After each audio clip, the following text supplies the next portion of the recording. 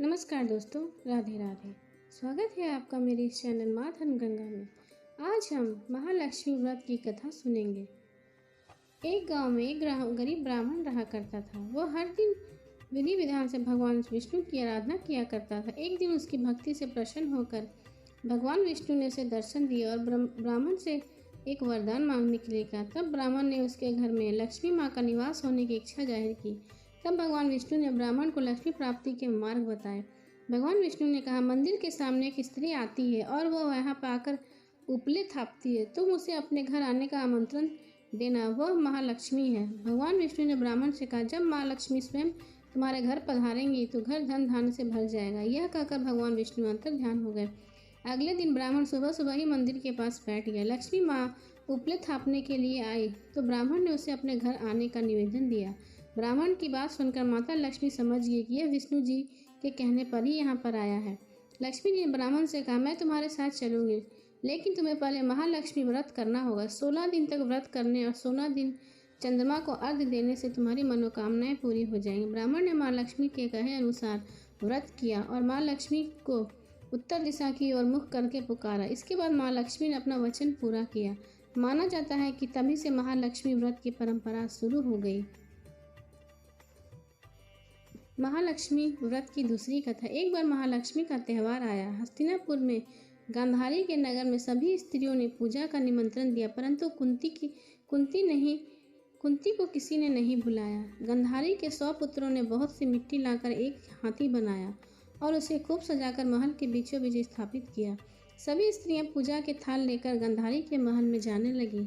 इस पर कुंती बड़ी उदास हो गई। जब पांडवों ने कारण पूछा तो उन्होंने बताया कि मैं इसकी पूजा कैसे करूं। अर्जुन ने कहा, माँ तुम पूजा की तैयारी करो, मैं तुम्हारे लिए जीवित हाथी लाता हूँ। इधर माता कुंती ने नगर में ढिंढोरा पिटवा दिया और पूजा की विशाल तैयारी होने लगी। उधर अर्जुन ने बाण के द्वारा स्वर्ग से ऐरावत हाथी को बुला लिया। इधर सारे नगर में शोर मच गया कि कुंती के महल में स्वर्ग से इंद्र का ऐरावत हाथी पृथ्वी पर आया है। समाचार को सुनकर नगर के सभी नर नारी बालक एवं वृद्ध की भीड़ एकत्रित होने लगी। उधर गांधारी के महल में हलचल मच गई। वहां एकत्रित सभी महिलाएं अपनी अपनी थालियां लेकर कुंती के महल की ओर जाने लगी। देखते ही देखते कुंती का सारा महल ठसाठस भर गया।